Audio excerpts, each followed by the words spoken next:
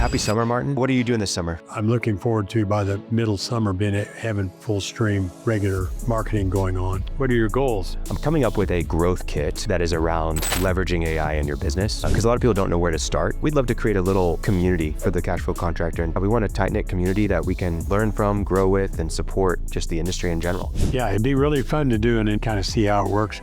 Expert advice, practical tips, real-life stories. Have less stress, more time, and more money in your business. Welcome to the Cashflow Contractor. All right, Martin. It's summer. I'm going on vacation next week. I leave tomorrow.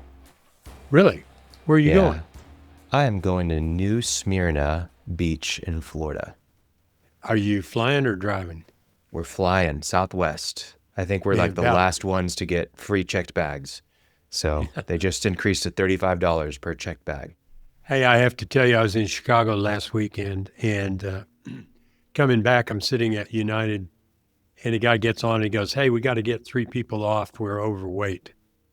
And he said, "We're offering $800. I go, So I'm sitting there, and he only got one taker, and he goes, "Well, we're up to 1,000, and you get on the next flight." And I walked up there and go, "When's the next flight?" 2 hours. I go, "Okay." So I sat there and kept on reading, which is what I was doing, and made $500 an hour.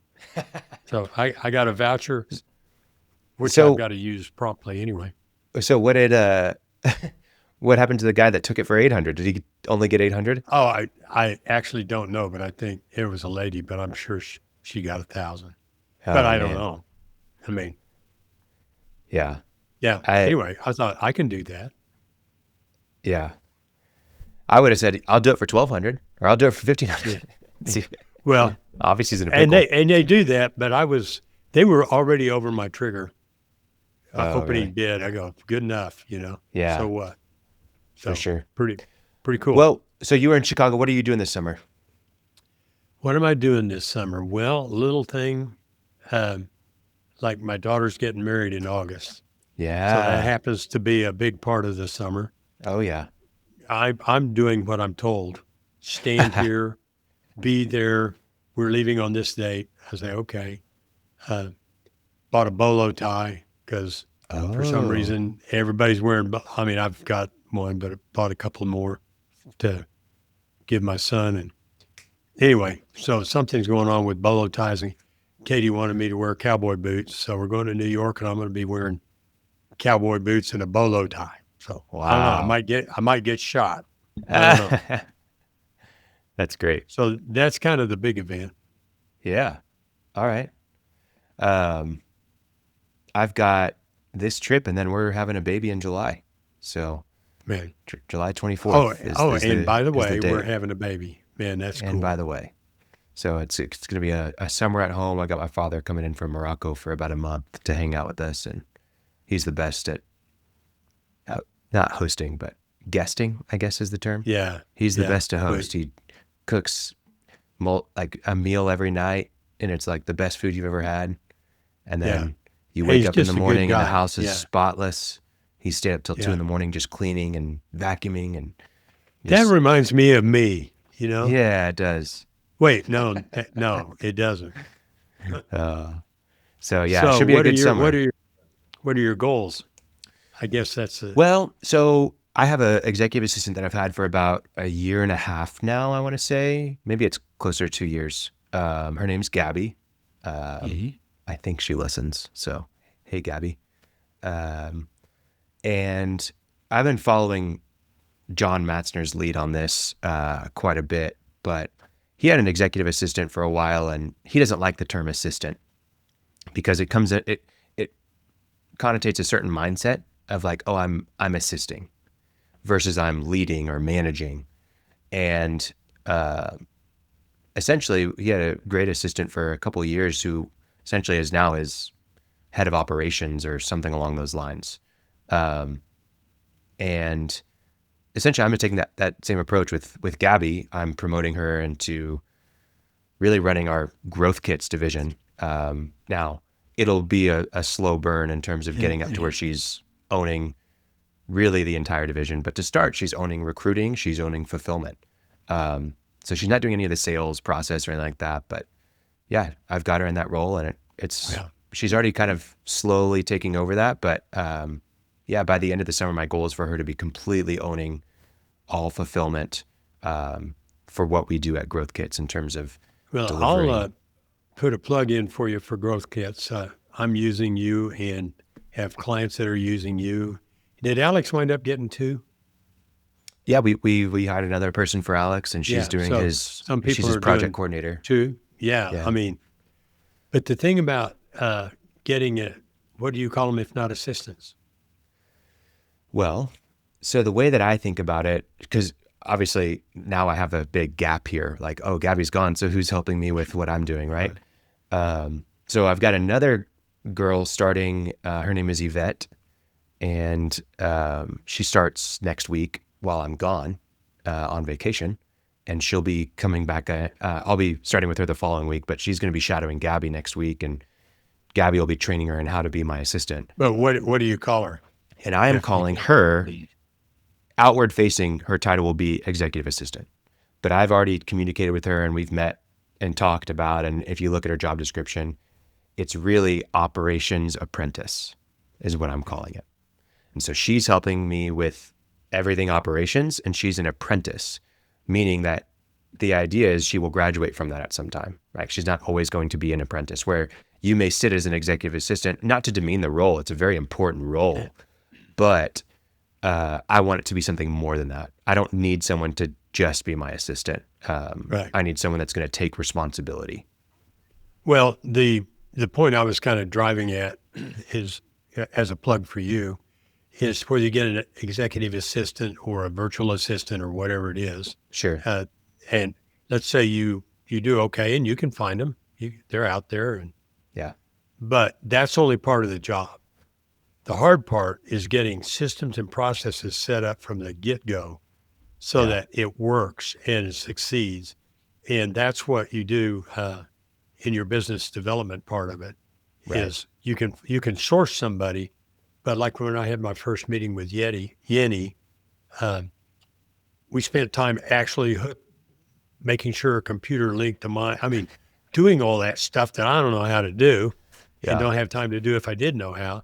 And then we're continuing with lessons. So she's learning things and I'm learning things, so that at the end of about 3 months, it should be working rather than just, I don't really know. Yeah.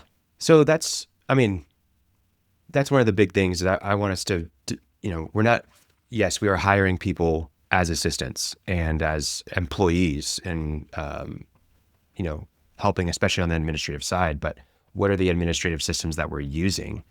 And that's really what Growth Kits is. It's those administrative systems. You're buying, hey, what should be our process for hiring? What should be our process for sales, for marketing, for project management, for using AI? That's a big one. Actually, that's probably one of the biggest areas of focus for me right now. Is I'm coming up with a growth kit or a service, a product that is around leveraging AI in your business.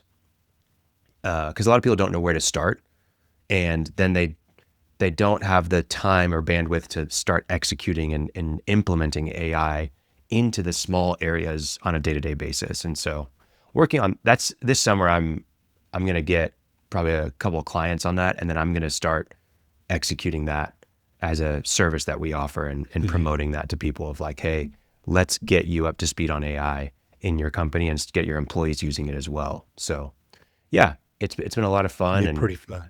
I think that's one of my big goals for this summer, is to start selling some AI services, and not legitimately like I'm developing the AI or I'm building the tool, but more so, hey, let's get your company integrated with AI.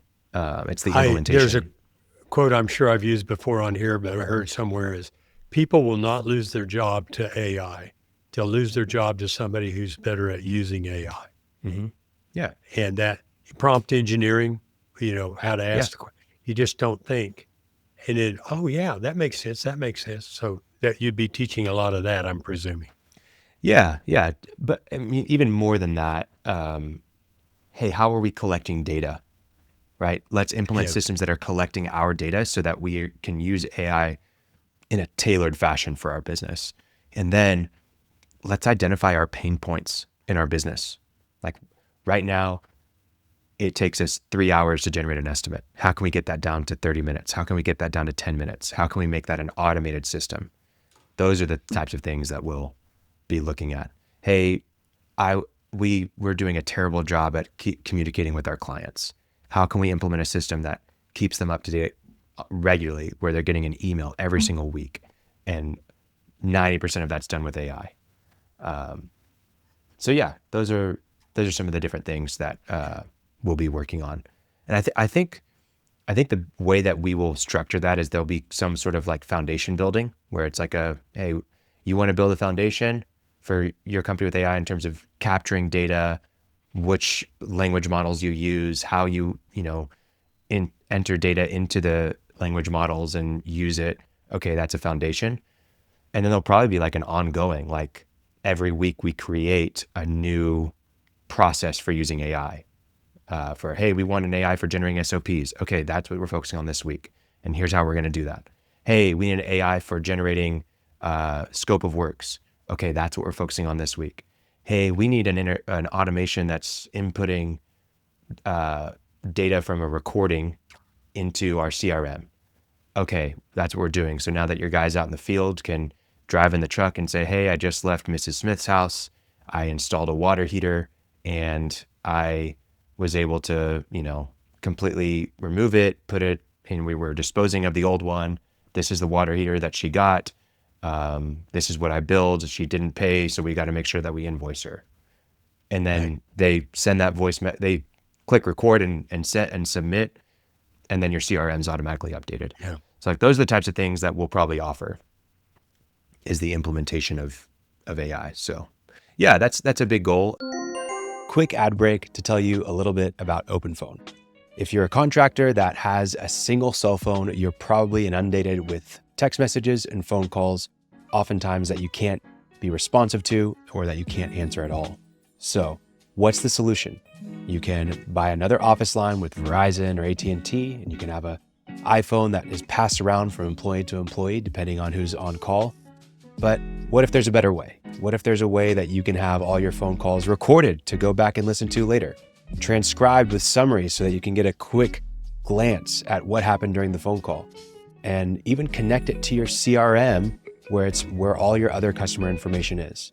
OpenPhone is the perfect solution because it does just that. You're able to add all the users you need to for whoever needs to have access to the lines for your company phone. And then you can also find all of the information you need at a glance with a centralized location for all phone calls and text messages with your customers. Whether it's for marketing, for sales, or for service, OpenPhone is the perfect solution for you and your team. If you're interested, we have an offer down the show notes from OpenPhone. Please click the link down the show notes, or you can see it here on your screen to be able to find more information about OpenPhone. Thanks for listening. Back to the episode. On the outside of Growth Kits, we have Demandast, our podcast agency that produces the Cashflow Contractor. And our goal for the year there is 5 new clients, and we've gotten 2. And so we'd love to bring on a couple more this summer. So yeah, that's our objective. So yeah, any big goals for you? Yeah, they're near term, so they're not huge visionary type things. But now that I have Yeni, have the means to go out there and I haven't really marketed in years. Yeah. I mean, I have a website that's pretty static. Still get leads to it.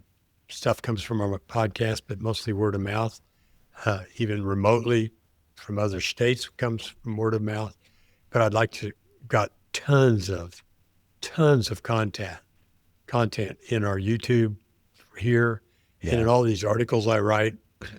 And I just never had any time or the patience to put them out there. And so I'm looking forward to, by the middle summer, having full stream regular marketing going on. And then with you, or not, but I think with you, I'd like to develop some products. Informational teaching products, not T-shirts, although I'll sell you a T-shirt if you want to buy one. But so we generate some courses that are important and valuable and useful. So, and now that I have people generating maybe an emailing list, then we can promote the courses. So anyway, get back into it instead of just being passively accepting what comes to me. I've been blessed, lots of clients right now, but you can't rely on it unless you're doing something. So that's my near-term goals. Yeah. Well, I know one goal we have for this podcast that we should share with our listeners is we'd love to make, look at you with your phone again. That means I got to go in a second here. I gotcha. Well, let's wrap up with this. So short episode here, obviously, but I'd love to pick the brains of our listeners. We'd love to create a little community for the Cashflow Contractor in terms of something that you can ask questions, where you can get video responses from Martin and I, something where you can connect with other contractors. You can maybe even jump on an episode and do a live coaching session if you're willing to do that. But if you're interested in that, if that sounds, worthwhile to you at all, we'd love to hear from you. You can shoot Martin or myself an email in the show notes and we'll get back to you. But yeah, we want a tight-knit community that we can, learn from, grow with, and support just the industry in general. So if that's of any interest to you, let us know. And it'd be really fun to do an initial coaching session on air, kind of see how it works and how you select what you're going to work on, and see the process, make it a little less abstract, a little more concrete. So well, cool. Well, happy summer, Martin. Hope you enjoy it. Congratulations to Katie, and hope it's a great wedding for the family. Send me a picture of you in your bolo tie. Yeah, I'll do that. Okay, man. All right. See you later. You made it to the end of the episode, but before you go, if you found yourself thinking about growing your construction business while listening today, I want to share something with you. It's called our 24 Things to Hiring and Training the Perfect Executive Assistant for Your Construction Business. And it's a free guide that we've created. It's not theory. It's what we actually use to help contractors hire the perfect executive assistant. And really, we help you find ways to delegate over 50% of your current workload and get back 20 hours of your time every single week. You didn't start your construction business to just be doing admin work, to be buried in paperwork and endless admin tasks. This is the guide that shows you exactly how to find and train someone who can actually take all that weight off of your shoulders. So this is a real actionable, great PDF that has templates and processes. It's really, really great. And I want you to check it out, even just to get your feedback and how we can make it even more valuable. But I know that you're gonna love it. The link is in the show notes. Please download it. We'd love to see how much of an impact it makes on you and your business. Thanks for listening to the full episode. Check out the guide. It's free. No reason to hesitate. No reason to wait. Download it now. And before you go, I just want to ask for your gracious subscription to our podcast. So if you have 2 seconds, it means the world to us. Just subscribe on YouTube, Spotify, Apple, or if you'd like our weekly newsletter delivered to your inbox whenever we release an episode, please subscribe in the show notes. Every week, we're talking about real strategies on how you can grow and build a profitable construction business that runs without you, so you can have less stress, more time, and more money. Click subscribe wherever you listen to the show, and thank you again for checking out the Cashflow Contractor. See you on the next episode.